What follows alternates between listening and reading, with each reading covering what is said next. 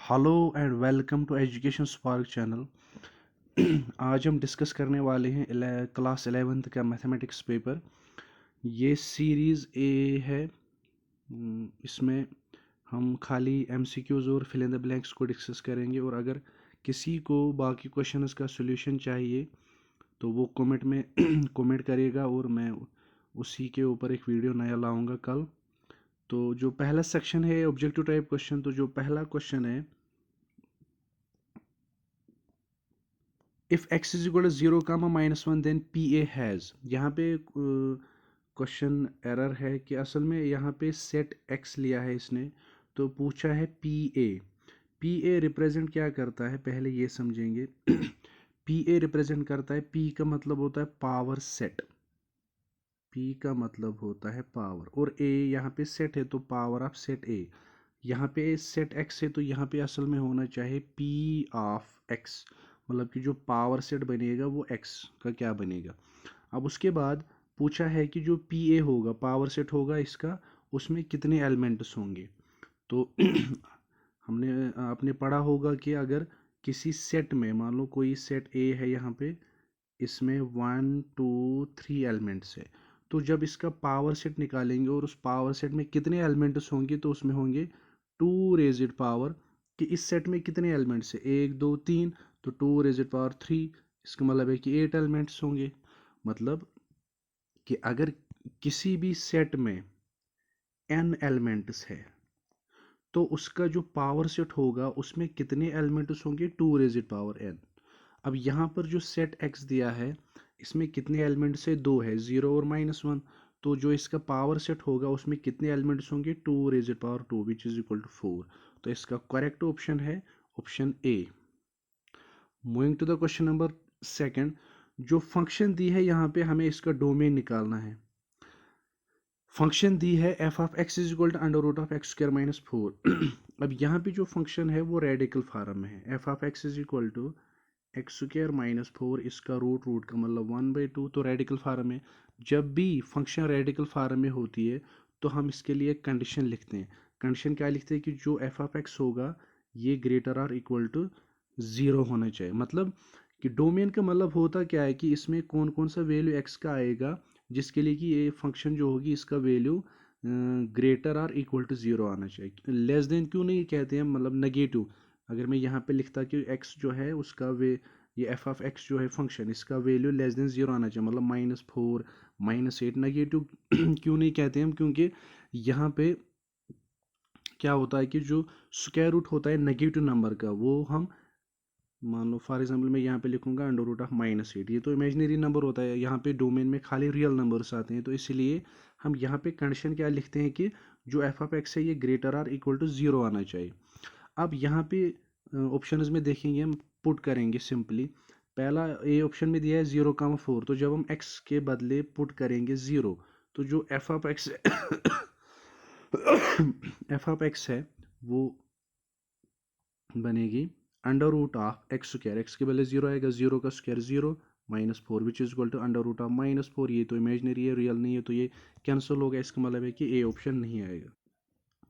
तो negative number का square root exist ही नहीं होता है, इमेजनरी होता है, तो यहाँ पे लेकिन डोमेन में खाली रियल नंबर्स के साथ हमें डील करनी पड़ती है, तो ये कैंसिल होगा, मतलब कि option A eliminate, option A नहीं आएगा। अब ऑप्शन बी देखेंगे, -2,2, तो जब हम एक्सपुट करेंगे -2, तो एफ ऑफ एक्स क्या आएगा, under root of X square, इसका मतलब -2 का स्क्वायर तो 4 होता है, 4 -4 विच इज इक्वल टू 0। इसका मतलब है कि -2 तो इस पे सेट हो रहा है, जो कि रियल नंबर आ रहा है। अब 2 भी आएगा, इसका मतलब है कि अब यहाँ पे अगर हम देखेंगे ऑप्शन बी भी इस और सी सेम है, इसका मतलब है कि दोनों करेक्ट है। अगर किसी ने बी लिखा है तो ठीक है, सी लिखा है तो वो भी ठीक है। दोनों ऑप्शंस करेक्ट है। Moving to the question number third, cos x is equal 0.6 for some value of x in its domain. Domain में खाली रियल नंबर्स होते हैं। अब अगर हम देखेंगे कि जो cos x का रेंज होता है, इसका रेंज होता है -1 to 1, -1 से लेकर 1। अब इसके बीच में 0.6 तो डेफिनेटली आएगा, इसका मतलब है कि ये ट्रू है। cos x के लिए cos x का वैल्यू अगर हम देखेंगे वो 0.6 आएगा, क्योंकि 0.6 रियल नंबर है। अब इसका दूसरा मेथड यहाँ पे है कि अगर हम ट्रिग्नोमेट्री यूज़ करेंगे, मान लो एक राइट एंगल ट्रायंगल कंसिडर करेंगे हम यहाँ पे। ये एक राइट एंगल ट्रायंगल है, यहाँ पे राइट एंगल है ABC। मानो यहाँ C पे मैंने एंगल X लिया है, तो यहाँ पे मैं cos डिफाइन करूँगा। तो cos X का वैल्यू क्या आएगा? cos होता है बेस अपॉन हाइपोटेन्यूज, मतलब कि जो डिनोमिनेटर वाली टर्म है ये बड़ी होनी चाहिए। अब जो वैल्यू दिया है इसने वो लिखूंगा मैं यहाँ पे। वैल्यू दिया है यहाँ पे cos x इज 0.6 का मतलब है कि 0.6 is equal to base upon hypotenuse.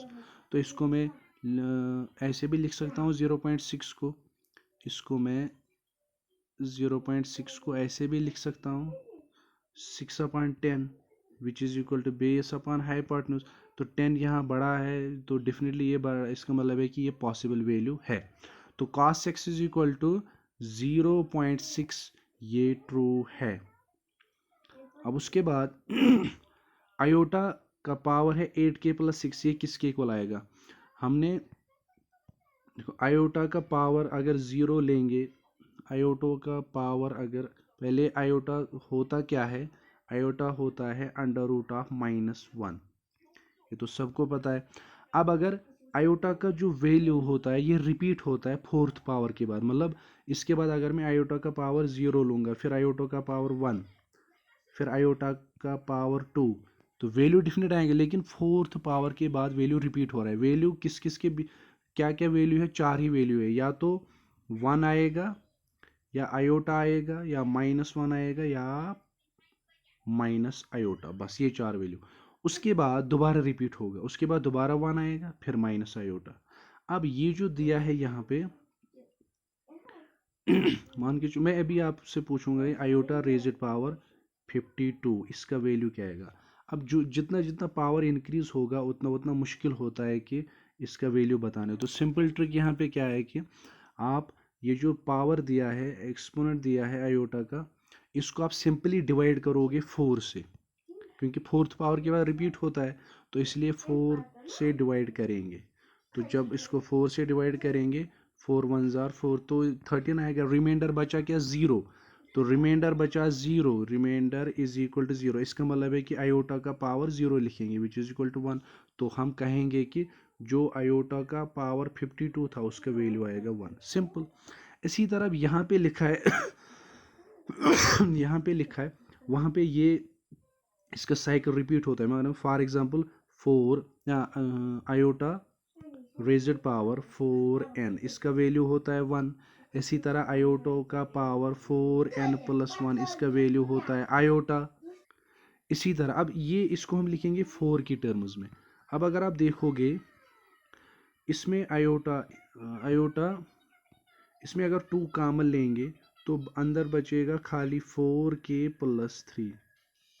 ये तो 4 की टर्म्स में आ गया, 4n + 3 की टर्म्स में, जिसका वैल्यू होता है iota.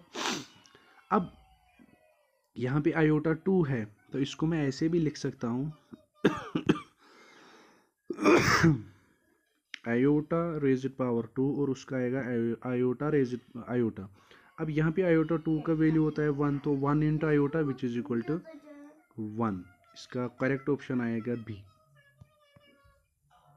Moving to the question number 5।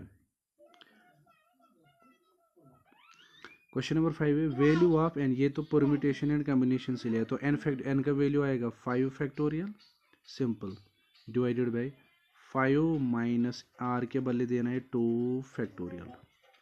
तो जब इसको सॉल्व करेंगे 5 फैक्टोरियल तो अपनी जगह पे रहेगा, डिवाइडेड बाय 5 - 2 का 3 फैक्टोरियल। इसको फर्दर सॉल्व करेंगे तो 5 फैक्टोरियल को लिख सकते हैं 5 × 4 × 3 फैक्टोरियल, और नीचे 3 फैक्टोरियल। ये तो पूरा कैंसिल होगा, बचा खाली 5 4 = 20, तो इसका करेक्ट ऑप्शन आएगा ए, मतलब 20। Moving to the question number 6। Question number 6 एक मिनट। Question number 6 the coordinates of the foci of the ellipse. अब ये एलिप्स है तो हमें पता होनी चाहिए कि जो जनरल इक्वेशन होती है एलिप्स की वो क्या होती है। वो होती है x² / a² + y² / b² is equal to, तो ये जनरल इक्वेशन होती है एलिप्स की। अब यहाँ पे हमें डिनोमिनेट, तो ये जनरल इक्वेशन होती है एलिप्स की। अब यहाँ पे खाली डिनोमिनेटर्स पे हमें ध्यान देना है। अगर ए स्क्वायर ग्रेटर होगा बी स्क्वायर को, अब ए स्क्वायर किसके टर्म में आता है, एक्स स्क्वायर के का डिनोमिनेटर है, तो उस समय वो जो एक्सिस है वो लाई करेगी, वो जो मेजर एक्सिस होगी वो लाई करेगी वाई एक्सिस पे। और दूसरा केस क्या है कि अगर बी स्क्वायर ग्रेटर होगा ए स्क्वायर के, तब मेजर एक्सिस लाई करेगी एक्स एक्सिस पे। अब यहाँ पे हम पहले यही निकालेंगे कि जो मेजर एक्सिस है वो कहाँ पे लाई करती है। अब इसको जब हम स्टैंडर्ड इक्वेशन से कंपेयर करेंगे तो ए का वैल्यू जो है वो 10 आएगा डेफिनेटली, क्योंकि ए स्क्वायर 100 आएगा और बी का वैल्यू 3 आएगा।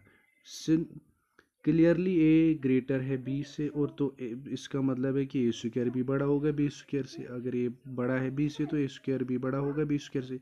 इसका मतलब है कि इस एलिप्स की जो मेजर एक्सिस होगी वो वाई एक्सिस पे लाई करेगी। अब ये तो पता चल गया वो वाई एक्सिस पे लाई करेगी, तो अब अगर वाई एक्सिस पे लाई करेगी तो उसका जो फोकस होगा, ये फोकस उसका होगा, वो उसके कोऑर्डिनेट्स किस फॉर्म में होंगे, उसके कोऑर्डिनेट जो होंगे वो होंगे 0, प्लस माइनस सी की फॉर्म में। क्योंकि 0 क्यों आ गया एक्स कोऑर्डिनेट, क्योंकि वाई एक्सिस पे लाई किया। और सी अब मसला है यहाँ पे सी का वैल्यू निकालने के लिए हमें पता है कि सी स्क्वायर जो है ये होता है ए स्क्वायर माइनस बी स्क्वायर। तो हमें सी का वैल्यू निकालना है, देयरफॉर सी का वैल्यू आएगा under root of A square minus B square. तो putting value of A and B हमें क्या मिलेगा, under root of A square का वैल्यू तो 100 है और बी स्क्वायर का 9। 100 में से जब 9 माइनस करेंगे तो बचेगा कितना, 91। तो सी का वैल्यू आएगा अंडर रूट ऑफ 91। तो इसका मतलब है कि फोकस जो होगा उसके कोऑर्डिनेट्स क्या होंगे, उसके कोऑर्डिनेट्स होंगे 0, plus minus under root of 91। तो ये इस क्वेश्चन का आंसर है। तो फोकस जो होगा वो होगा 0, plus minus under root of 91। Moving to the question number 7। Equation बतानी है हमें पैराबोला की जिसके फोकस दिए हैं और डायट्रेक्स दिया है। अब यहाँ पे फोकस दिया है, फोकस दिया है, फोकस दिया है 0, -3।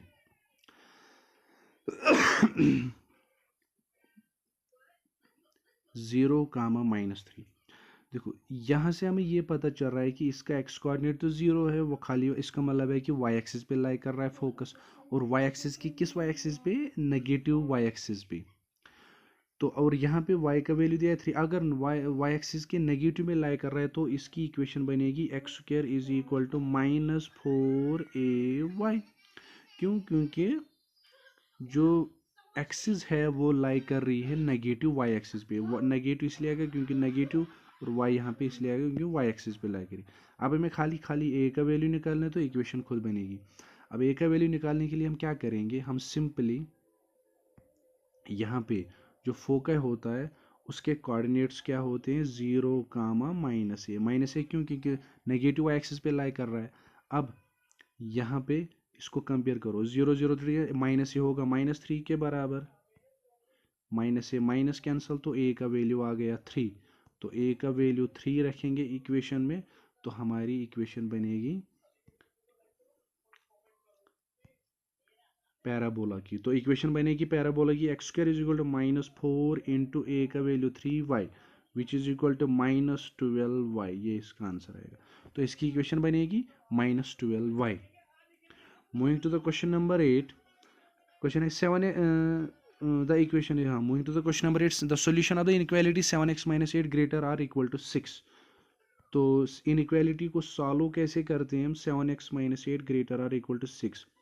हम स्टेप बाय स्टेप पहले ये -8 कैंसिल करेंगे, और ये कैसे होगा, एडिंग करेंगे दोनों साइड से 8।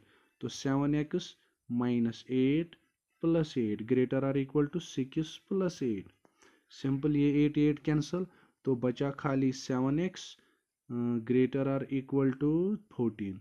अब 7 को हटाना है तो डिवाइड करेंगे 7 से, यहाँ भी 7 से 7 कैंसिल, 7 1 जार 7 2 जार 14, तो x greater or equal to 2। अब इसका मतलब समझना है, x greater or equal to 2, यही सॉल्यूशन है इसका, लेकिन मतलब समझना है। तो जो x का वैल्यू होगा वो तो जो x का वैल्यू निकला वो तो ग्रेटर आर इक्वल टू 2 निकला, मतलब जो पहला जो x का वैल्यू होगा वो होगा 2 इक्वल टू 2 और ग्रेटर देन 2। ग्रेटर कहाँ तक? इन्फिनिटी तक, तो 2 से लेकर इन्फिनिटी तक। तो जो इस क्वेश्चन का करेक्ट ऑप्शन आएगा वो होगा A, 2 to infinity. Moving to the question number 9, ये तो डिफाइन सेकेंडरी डेटा है। सेकेंडरी डेटा वो डेटा होता है जो ऑलरेडी कलेक्ट किया होता है, फिर उसको हम कलेक्ट करते हैं। फॉर एग्जांपल डेटा जो होता है न्यूज़पेपर्स में या इन्वेस्टिगेटर्स के पास, तो वो होता है secondary data. Question number 10 last question है, प्रोबेबिलिटी से लिया है।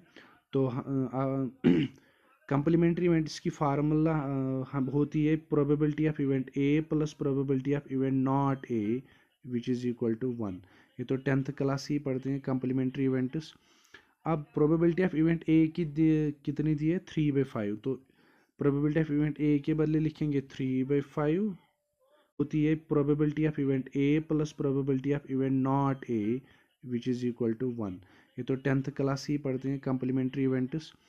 अब प्रोबेबिलिटी ऑफ इवेंट ए की कितनी दी है? 3/5। तो प्रोबेबिलिटी ऑफ इवेंट ए के बदले लिखेंगे 3/5 plus probability of event not ए, तो दोनों का सम आएगा 1।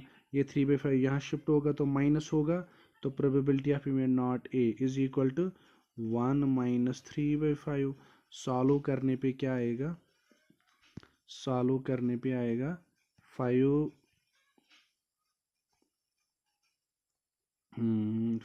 माइनस 3/5, 5 - 3 तो 2/5।